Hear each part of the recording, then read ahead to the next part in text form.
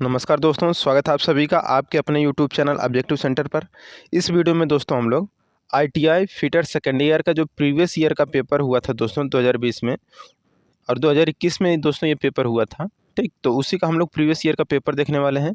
आपको एक आइडिया लग जाएगा दोस्तों कि किस तरह से एग्ज़ाम में आपका पेपर आता है। आईटीआई का जो सीबीटी एग्ज़ाम होने वाला है, जो हो भी रहा है, आप लोग देख ही रहे हैं।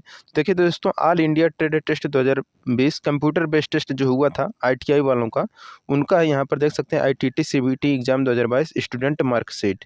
अब यहाँ पर देखिए, यहाँ पर इस तरह से दोस्तों आपको आपका रोल नंबर दिखाई देगा। रोल नंबर यहाँ पर, डेट ऑफ बर्थ है, ड्यूरेशन है, यूजर आईडी, नेम, पिताजी का नाम, ट्रेड, और यहाँ पर देख सकते हैं। तो दोस्तों ये आपका सेकंड ईयर का है। ठीक, तो देख सकते हैं ईयर यहाँ पर 2 दिया गया है, तो ये आपका सेकंड ईयर का है। अब देखिए पिछले साल का दोस्तों जो था वो दोस्तों एग्ज़ाम पैटर्न अलग था और जो इस बार का एग्ज़ाम पैटर्न है दोस्तों वो आपका अलग ही है। ठीक, तो यहाँ पर देखिए जो पिछले साल पेपर हुआ तो उसमें ट्रेड थ्योरी के दोस्तों आपके 40 क्वेश्चन पूछे गए थे। वर्कशॉप कैलकुलेशन एंड साइंस के 20 क्वेश्चन पूछे गए थे। टोटल मिला के आपके 60 क्वेश्चन पर ये आपका पेपर कंडक्ट कराया गया था। ठीक, तो 2020 की बात है ये। लेकिन इस बार दोस्तों आप लोगों का एग्ज़ाम पैटर्न चेंज हो चुका है। यहाँ पर ट्रेड थ्योरी के दोस्तों आपके टोटल 38 क्वेश्चन पूछे जाएंगे।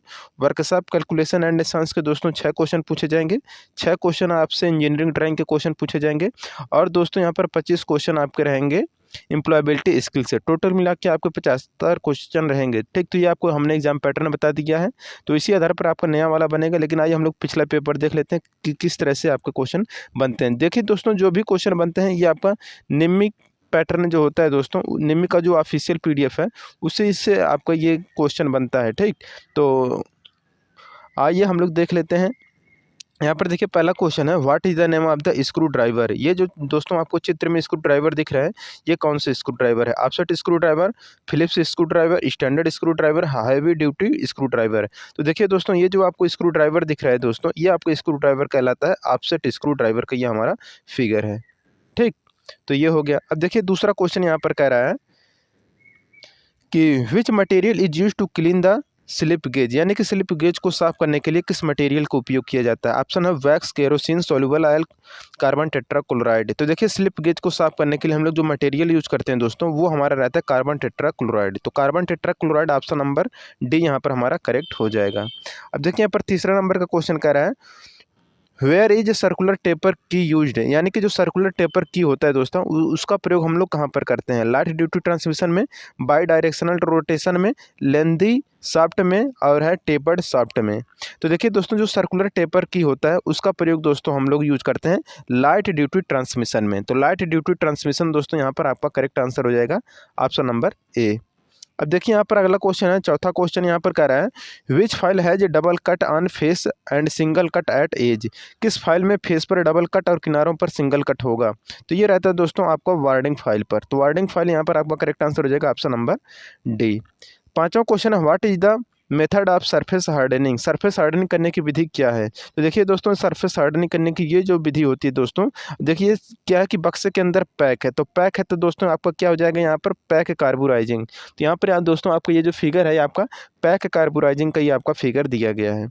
ठीक, अब देखिए यहाँ पर है छठा क्वेश्चन कर रहा है, what is lead of multi start thread, यानी कि जो मल्टी स्टार्ट थ्रेड होता है उसका जो लीड होता है दोस्तों वो हम लोग किस फार्मूले से ज्ञात करते हैं? तो देखिए जो मल्टी स्टार्ट थ्रेड होता है उसका जो लीड होता है दोस्तों उसको निकालने का फार्मूला होता है pitch into number of starter.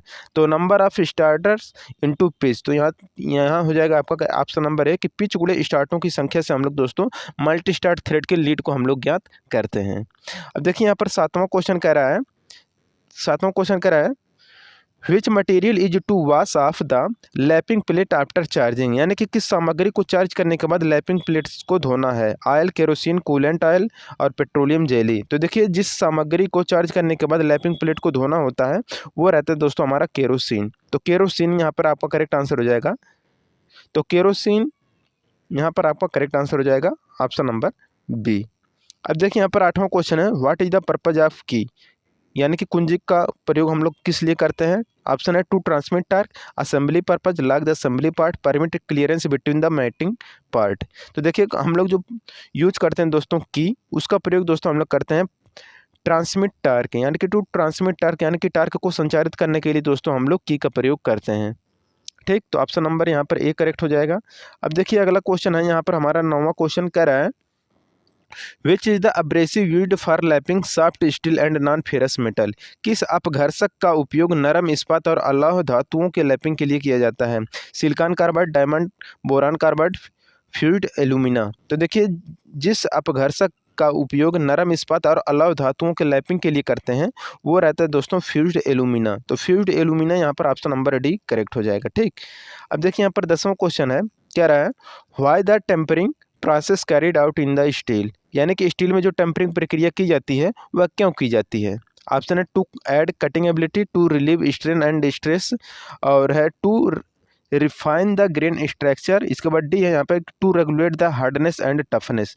यानी कि दोस्तों यहाँ पर स्टील में टेम्परिंग करने का जो मेन उद्देश्य होता है दोस्तों वो हम लोग इसलिए करते हैं कि कठोरता और टफनेस को रेगुलेट करने के लिए, यानी कि to regulate the hardness and toughness. तो कठोरता और टफनेस को रेगुलेट करने के लिए हम लोग स्टील में टेम्परिंग प्रोसेस करते हैं।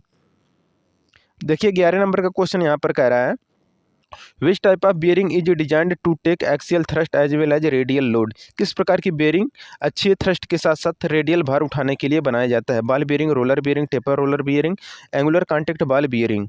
ठीक, तो देखिए जिस प्रकार के बेरिंग का प्रयोग अच्छी थ्रस्ट के साथ साथ रेडियल भार उठाने के लिए किया जाता है वो रहता है हमारा एंगुलर कॉन्टैक्ट बॉल बियरिंग। तो एंगुलर कॉन्टैक्ट बॉल बियरिंग आपका ऑप्शन नंबर डी करेक्ट हो जाएगा। अब देखिए यहाँ पर 12 नंबर क्वेश्चन कह रहा है कि which bearing material has low coefficient of friction and high material cost. किस सामग्री में घर्षण और उच्च सामग्री लागत कम सकुशल होता है? नायलॉन, टेफ्लॉन, इसके बाद है थ्रस्ट बॉल बियरिंग, इसके बाद है लेमिनेटेड फेनोलिक्स।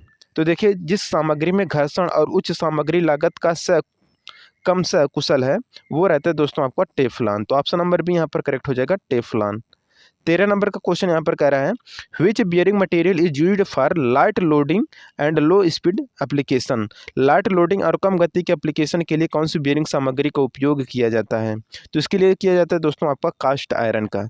तो cast iron option number A यहाँ पर हमारा करेक्ट हो जाएगा, ढलवा लोहा। अब देखिए यहाँ पर 14 नंबर का क्वेश्चन कह रहा है what is the name of the washer. चित्र में ये जो आपको वाशर दिख रहा है दोस्तों ये किस प्रकार का वाशर है? ऑप्शन है internal type washer, external type washer, internal and external washer, counter sunk washer. तो देखिए दोस्तों ये देखिए आपका देख रहे हैं एक तो आपका अंदर भी थ्रेड कटा हुआ है, एक तो आपका बाहर भी थ्रेड कटा हुआ है। तो अंदर बाहर दोनों की तरफ है दोस्तों। तो ऑप्शन नंबर सी यहाँ पर करेक्ट हो जाएगा, इंटरनल एंड एक्सटर्नल वाशर। ये आपका अंदर और बाहर दोनों तरफ थ्रेड कटा हुआ है तो आपका इंटरनल एक्सटर्नल वाशर आपका करेक्ट आंसर हो जाएगा। ठीक, तो अब देखिए अगला क्वेश्चन है यहाँ पर 15 नंबर का। 15 नंबर का क्वेश्चन कह रहा है what is the name of the part mark as the X. X के रूप में जो चिन्हित भाग यहाँ पर आपको दिख रहा है दोस्तों ये हमारा क्या है?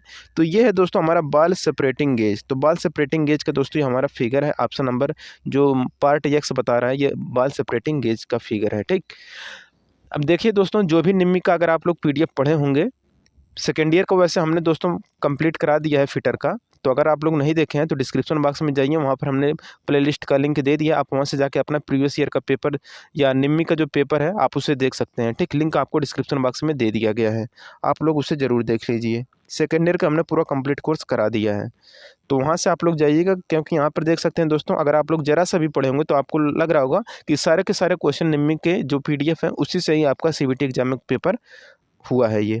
16 नंबर क्वेश्चन है which bearing material has poor thermal conductivity. तो किस बियरिंग में उसमें थर्मल चालकता या कंडक्टिविटी कम होती है? तो ऑप्शन है नायलॉन, टेफ्लॉन, सिंटर्ड एलॉय, इसके बाद लेमिनेटेड फेनोलिक्स। तो देखिए जिस बियरिंग में उसमें चालकता या थर्मल कंडक्टिविटी कम होती है वो रहता है लेमिनेटेड फेनोलिक्स। तो लेमिनेटेड फेनोलिक्स से आपका करेक्ट आंसर हो जाएगा। 17 नंबर क्वेश्चन है what is the name of the plumber tool to assemble or dismantle pipe of 50 mm to 150 mm diameter. 50 mm से 150 mm व्यास के पाइप को इकट्ठा या विघटित करने के लिए प्लम्बर टूल का नाम क्या है? तो उसका नाम है दोस्तों यहाँ पर चैन पाइप रिंच। तो चैन पाइप रिंच यहाँ पर आपका करेक्ट आंसर हो जाएगा। और देखिए जो चैन पाइप रिंच होता है ये दोस्तों आपका पाइप को पकड़ने के लिए यूज में लिया जाता है। अब वो दोस्तों अगर 50 mm से लेकर 150 mm के बीच में है तो आप लोग चैन पाइप रिंच का प्रयोग कर सकते हैं। अब देखिए 18 नंबर का क्वेश्चन है which type of pipe joint tech branch at 90 degree. यानी कि दोस्तों जो पाइप जॉइंट 90 डिग्री पर ब्रांच बनाता है उसे हम लोग क्या बोलते हैं? तो उसे हम लोग बोलते हैं T branch.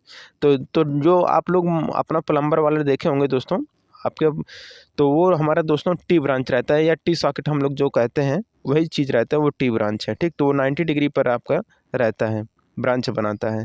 19 number question, what is the angle of deviation provided on elbow and bends in pipe work. Pipe के कार्यों में एल्बो और बेंड का विचलन कोण कितना होता है? तो ये होता है दोस्तों आपका 90 डिग्री एंड 45 डिग्री। तो 90 डिग्री और 45 डिग्री आपका करेक्ट आंसर हो जाएगा। 20 नंबर क्वेश्चन है, what is the radius size for long radius elbow. Long radius elbow के लिए त्रिज्या साइज क्या होती है? तो देखिए दोस्तों, जो लॉन्ग रेडियस एल्बो होती है उसका जो त्रिज्या का फार्मूला होता है दोस्तों, वह 1.5 गुना होता है आपका पाइप के बोर का। तो यानी कि 1.5 times bore of the pipe, यानी कि पाइप के बोर का 1.5 गुना। अब देखिए 21 number question, what is the name of the jig. चित्र में दोस्तों ये जो जिग दिख रहा है किस प्रकार का जिग है? Box jig, post jig, turn over jig, sandwich jig. तो दोस्तों ये जो आपको फिगर दिख रहा है, ये हमारा जो जिग है दोस्तों, ये हमारा टर्न ओवर जिग है। तो टर्न ओवर जिग यहाँ पर ऑप्शन नंबर सी करेक्ट हो जाएगा।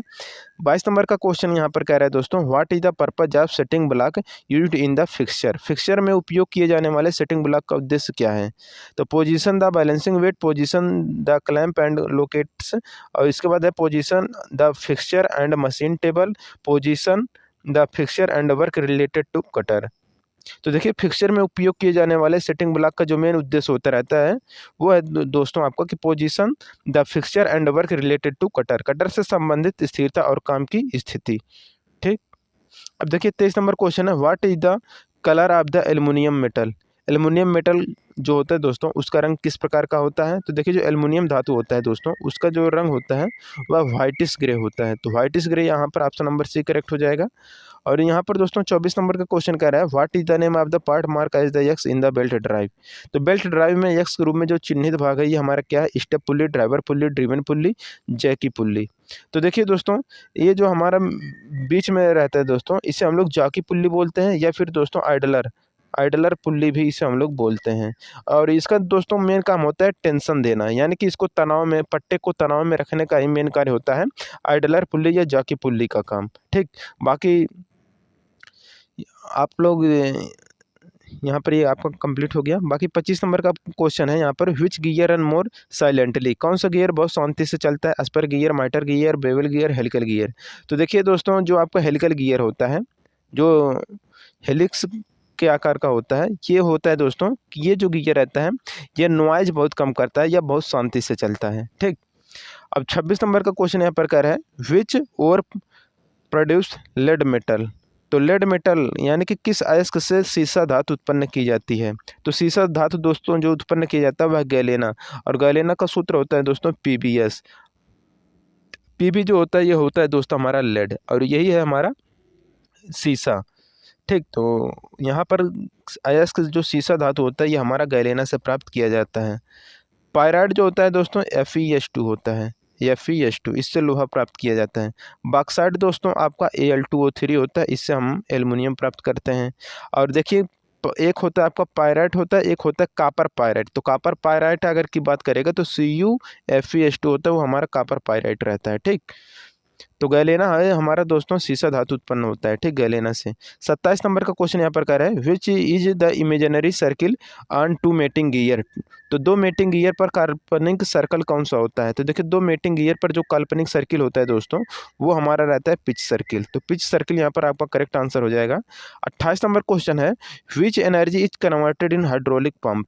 हाइड्रोलिक पंप में किस ऊर्जा को परिवर्तित किया जाता है? Thermal energy to hydraulic energy, electrical energy to hydraulic energy, pneumatic energy to hydraulic energy, mechanical energy to hydraulic energy. तो हाइड्रोलिक पंप में जिस ऊर्जा को परिवर्तित किया जाता है दोस्तों वो रहता है कि मैकेनिकल एनर्जी को हम लोग हाइड्रोलिक एनर्जी में चेंज करते हैं। ठीक, हाइड्रोलिक पंप की सहायता से। तो हाइड्रोलिक पंप में दोस्तों जो मैकेनिकल यानी कि यांत्रिक ऊर्जा होता है वह हाइड्रोलिक ऊर्जा में बदला जाता है। अब देखिए यहाँ पर 29 नंबर का क्वेश्चन है, what is the name of the part mark as the X in the compressor. Compressor में एक्स के रूप में जो चिन्हित भाग है वो हमारा क्या है? तो हालांकि दोस्तों यहाँ पर एक्स भाग कहाँ है तो दिख नहीं रहा है, लेकिन यहाँ पर इस तरह से अगर आपका क्वेश्चन आएगा तो आपको यहाँ पर रट लेना है कि प्रेशर गेज आपका यहाँ पर होगा, क्योंकि सेम टू सेम यही क्वेश्चन आपका निम्मी का जो है PDF में सेम टू सेम आपके CBT एग्जाम में आने वाला है, उससे बाहर एक भी क्वेश्चन नहीं जाएगा। 30 नंबर का क्वेश्चन यहाँ पर है दोस्तों, यहाँ पर कह रहा है, what is the unit of pressure in SI unit. यानी कि दोस्तों SI इकाई में प्रेशर की इकाई क्या होती है? तो देखिए SI इकाई में प्रेशर की जो यूनिट होती है दोस्तों वो रहता है हमारा पास्कल। तो ऑप्शन नंबर बी यहाँ पर करेक्ट हो जाएगा पास्कल, यानी कि दाब की SI unit pascal. 31 number question है, which law states that the pressure exerted on a liquid is transmitted equally in all the direction. किस नियम में कहा गया कि एक तरल पर डाला गया दबाव सभी दिशाओं में समान रूप से प्रसारित होता है। तो ये जो रहता है दोस्तों हमारा पास्कल का नियम बताता है। तो ऑप्शन नंबर बी यहाँ पर करेक्ट हो जाएगा पास्कल लॉ। 32 नंबर क्वेश्चन है, which valve is an orifice or restrictor in hydraulic system. Hydraulic system में कौन सा वाल्व ऑरिफिस या रेस्ट्रिक्टर है। तो ये रहे दोस्तों हमारा फ्लो कंट्रोल वाल्व। तो flow control valve option number एक यहाँ पर करेक्ट हो जाएगा। 33 नंबर क्वेश्चन कह रहा है, what is the name of the part mark as the X. X के रूप में जो चिन्हित भाग है ये हमारा क्या है। तो यहाँ पर जो यक्स भाग है दोस्तों ये हमारा सेंट्रीफ्यूगल वेट है। तो ऑप्शन नंबर डी यहाँ पर करेक्ट हो जाएगा। अब 34 नंबर का क्वेश्चन यहाँ पर, what is the ratio of soluble oil added to water to get non corrosive effect. तो गैर संक्षारक प्रभाव प्राप्त करने के लिए पानी में घुलनशील तेल का अनुपात क्या होता है। तो देखिए गैर संक्षारक प्रभाव प्राप्त करने के लिए पानी में जो घुलनशील तेल का अनुपात होता है दोस्तों वह 1:20 के अनुपात में होता है। अब देखिए दोस्तों इन्होंने अब क्या किया है कि ये इन्होंने 4 ऑप्शन तो दिया ही दिया है। अब जो स्टूडेंट है यहाँ पर ऑप्शन नंबर डी यहाँ पर लगाया भी है, लेकिन यहाँ पर जो राइट आंसर है यहाँ पर ये देखिए यहाँ पर इन्होंने रॉन्ग आंसर दे दिए। स्टूडेंट ने डी लगाया भी है और राइट आंसर ये लोग डी भी दिए हैं। तो ऐसे ये लोग गड़बड़ी कर देते हैं। ठीक, अब देखिए यहाँ पर 35 नंबर का क्वेश्चन है, कह रहा है which property states that the temperature of the lubricants is able to flow freely while poured. यानी कि कौन सी गुण यह बताता है कि स्नेह का तापमान डालते समय स्वतंत्र रूप से प्रवाह करने में सक्षम है। तो ये रहता है दोस्तों पोर पॉइंट। तो पोर पॉइंट यहाँ पर आपका करेक्ट आंसर हो जाएगा। 36 नंबर क्वेश्चन है, what is the main advantage of toothed chain drive. तो दांतेदार चेन ड्राइव का मुख्य लाभ क्या होता है। तो देखिए दांतेदार चेन ड्राइव का जो मेन लाभ होता है दोस्तों वो रहता है कि provide noiseless and uniform drive, शांत और यूनिफॉर्म ड्राइव प्रदान करना। ऑप्शन नंबर बी यहाँ पर करेक्ट होगा। अब 37 नंबर क्वेश्चन है, which material is use to make block spirit level. Block spirit level बनाने के लिए किस मटेरियल का उपयोग किया जाता है। तो देखिए ब्लॉक स्प्रिट लेवल बनाने के लिए जो मटेरियल यूज किया जाता है दोस्तों वो हमारा रहता है स्ट्रेस फ्री कास्ट आयरन और स्टील। तो तनाव मुक्त कास्ट आयरन या स्टील, ऑप्शन नंबर डी यहाँ पर करेक्ट हो जाएगा। अब देखिए यहाँ पर 38 नंबर का क्वेश्चन कह रहा है, what is the purpose of hydraulic floor crane. Hydraulic crane का उद्देश्य क्या है। तो इसका उद्देश्य रहता है कि used on lever to lift or lead heavy load. तो भारी भार उठाने या संचालन करने के लिए किया जाता है। तो ऑप्शन नंबर सी यहाँ पर करेक्ट हो जाएगा। 39 नंबर क्वेश्चन है, what is the name of the foundation bolt. Foundation bolt का नाम क्या है। तो चित्र में दोस्तों ये फाउंडेशन जो बोल्ट दिख रहा है ये हमारा रैग बोल्ट कहलाता है। ऑप्शन नंबर ए यहाँ पर करेक्ट हो जाएगा। 40 नंबर का क्वेश्चन है यहाँ पर कि why foundation bolt are essential to machine. मशीनों के लिए फाउंडेशन बोल्ट क्यों आवश्यक होते हैं। तो देखिए मशीनों के लिए फाउंडेशन बोल्ट आवश्यक होते हैं कि होल्ड मशीन फर्मली, यानी कि मशीन को मजबूती से पकड़ने के लिए हम लोग मशीनों के लिए फाउंडेशन बोल्ट का प्रयोग करते हैं। अब देखिए यहाँ पर दोस्तों ये जो पिछले साल का पेपर है तो यहाँ पर 40 क्वेश्चन ये आपका ट्रेड का था। बाकी ये आगे का जो 41 से लेकर 60 तक जो क्वेश्चन है हमारा वर्कशॉप कैलकुलेशन एंड साइंस का है। ठीक, तो देखिए इसमें किस तरह के क्वेश्चन पूछे गए हैं। 41 नंबर का क्वेश्चन यहाँ पर कह रहा है, what is the direction of frictional force against A motion object. किसी गतिपरक वस्तु के विरुद्ध घर्षण बल की दिशा क्या है। तो देखिए किसी गतिपरक वस्तु के विरुद्ध घर्षण बल की जो दिशा होती है दोस्तों वह अपोजिट टू द ऑब्जेक्ट होती है, यानी कि वस्तु के सामने होती है। अब 42 नंबर क्वेश्चन है, विच depend on the frictional force. घर्षण बल पर कौन सा निर्भर करता है। तो देखिए घर्षण बल पर जो निर्भर करता है वो रहता है कॉन्टैक्ट सरफेस। तो कॉन्टैक्ट सरफेस पर दोस्तों घर्षण बल निर्भर करता है। तो संपर्क सतह पर घर्षण बल निर्भर करता है। 43 नंबर क्वेश्चन है, which lubrication system is provided with a ring oiler to splash lube oil continuously around the part. कौन सा स्नेहन प्रणाली एक अंगूठी तेल के साथ प्रदान की जाती है के भागों के आसपास लगातार लूब तेज छप है। ये जो हिंदी इन्होंने गलत लिखा है, इंग्लिश सही है। तो यहाँ पर आपको दोस्तों हो जाएगा option number C splash feed system. 44 number question, what is the force required to move a 20 kg object with a coefficient of fraction is 0.24। 0.24 के घर्षण गुणांक के साथ 20 kg वस्तु को ले जाने के लिए आवश्यक बल की मात्रा क्या होगी। तो देखिए ये होगा आपका दोस्तों, देखिए यहाँ पर बल की पूछे, एफ इक्वल टू होता है दोस्तों म्यू इंटू आर। तो म्यू इंटू आर होता है, तो यहाँ पर म्यू का मान दोस्तों, यहाँ पर घर्षण गुणांक होता है म्यू का मान दिया है 0.24, और यहाँ पर दोस्तों यहाँ पर आर का मान यहाँ पर दे दिया है आपका, ये दे दिया है कितना 20। तो इसका गुणा करेंगे दोस्तों, तो यहाँ से देखिए दशमलव से एक जीरो कटेंगे, यहाँ पर 24 दूना 48 यानी कि 4.8 आ जाएगा। ऑप्शन नंबर ए यहाँ पर आपका करेक्ट हो जाएगा। अब देखिए यहाँ पर 43 नंबर का क्वेश्चन है, what is the name of the point at all which all the weight of the body concentrated, यानी कि उस बिंदु का नाम क्या है जिस पर शरीर के सभी भार केंद्रित माने जाते थे या माने जाते हैं। तो वो रहता है दोस्तों हमारा सेंटर ऑफ ग्रेविटी। तो यानी कि गुरुत्वाकर्षण का जो केंद्र होता है वो ऐसा बिंदु होता है जिस पर शरीर का सारा भार केंद्रित होता है। ठीक। 46 नंबर क्वेश्चन है, which one of the following geometrical shapes centre of gravity lies from its base is 1/3 of its height. निम्न में से कौन सा ज्यामितीय आकृति का गुरुत्वाकर्षण केंद्र इसके आधार में स्थित होता है जिसकी ऊंचाई 1/3 है। तो देखिए जो हमारा त्रिभुज होता है दोस्तों, इसका जो गुरुत्वाकर्षण होता है दोस्तों, नीचे से अगर आप लोग लेंगे तो नीचे से दोस्तों हाइट का होता है 1/3, तो यानी कि h/3 दूरी पर होता है। अगर यही दोस्तों आप लोग ऊपर से लेंगे तो h/2 ऊपर से होता है, h/2 दूरी पर, सॉरी 2h/3 पर होता है। ठीक, 2h/3 पर, और नीचे होता है आपका h/3 पर। तो टोटल मिला के आपका 3h हो ही जाएगा। ठीक, तो ये हो गया आपका नीचे आधार से h/3 ऊंचाई पर होता है ये आपका। ठीक, 47 नंबर क्वेश्चन कर रहा है, what is the name called biggest code of the circle. तो यहाँ पे देखिए चक्र का सबसे बड़ा चाप को क्या कहा जाता है। तो देखिए चक्र का जो सबसे बड़ा चाप होता है दोस्तों उसे हम लोग डायमीटर यानी कि व्यास बोलते हैं। 48 number question, what is the length of arc of the sector whose radius 15 centimetre है और and the intended angle is 30 degree. उस सेक्टर के चाप की लंबाई क्या है जिसकी त्रिज्या 15 सेंटीमीटर और अभिप्रेत एंगल 30 डिग्री है। तो ये होगा दोस्तों आपका 7.85। ठीक, तो 7.85 आपका करेक्ट आंसर हो जाएगा यहाँ पर। देखिए 49 number question, what is the value of 1/a⁻m। तो 1/a⁻m जब आपका ऊपर जाएगा दोस्तों a⁻−m हो जाएगा। ऑप्शन नंबर बी यहाँ पर करेक्ट हो जाएगा।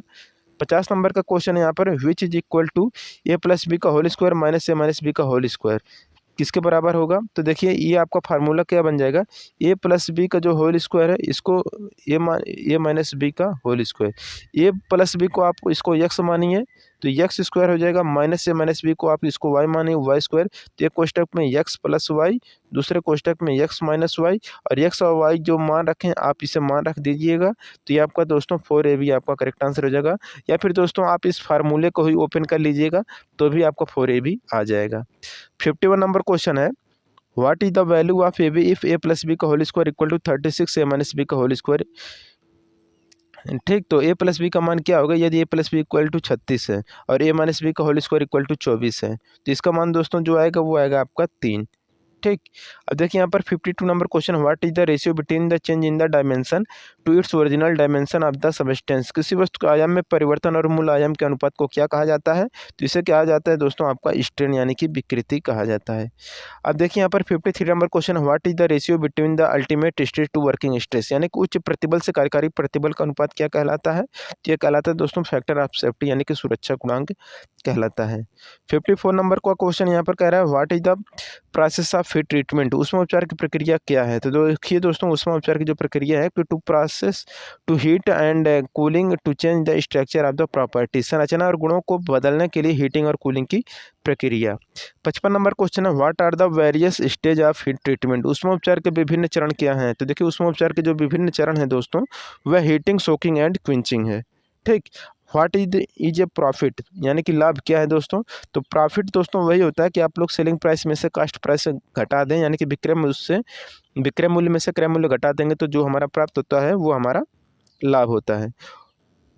How the year is denoted in simple interest calculation, साधारण ब्याज में साल को कैसे निर्दिष्ट करते हैं। देखिए जो ईयर होता है दोस्तों हम लोग इसे व्यक्त करते हैं दोस्तों एन से। 58 नंबर क्वेश्चन है, what is the matured amount of the deposit of RS 5000 and the simple interest earn for RS 500। कितना मिश्र धन प्राप्त हो गया। 5000 जमा किया गया तथा उस पर मिलने वाला ब्याज 500 है, तो टोटल मिला के दोस्तों जो हमारा मिश्र धन प्राप्त होगा वह 5000 प्लस 500, टोटल मिला के आपका 5500 हो जाएगा। ठीक, अब देखिए 59 number question, what is the name of a booklet the rates of various term are indicated. पुस्तिका का नाम क्या है जिसमें विभिन्न दरों का संकेत दिया जाता है? तो रहता है हमारा प्राइस कैटलॉग, मूल्य सूची। अब यहाँ पर देखिए 60 नंबर का क्वेश्चन है, what is the under estimate. अनुमान के तहत क्या है? तो अनुमान के तहत होता है दोस्तों आपका N essential is fail short of the actual estimate है, जब अनुमान वास्तविक अनुमान से कम हो। तो ऑप्शन नंबर सी यहाँ पर करेक्ट हो जाएगा। तो दोस्तों यहाँ पर देख सकते हैं जो आपका यहाँ पर नियमित का जो ऑफिशियल दोस्तों यानी कि जो सीबीटी एग्जाम हुआ था आईटीआई का फिटर सेकंड ईयर का, उसी की हमारा ऑफिशियल पीडीएफ था 2020-21 का। तो वीडियो अगर अच्छा लगा दोस्तों तो वीडियो को लाइक करिए, अपने दोस्तों के साथ शेयर करिए। मिलेंगे नेक्स्ट वीडियो में। Thank you.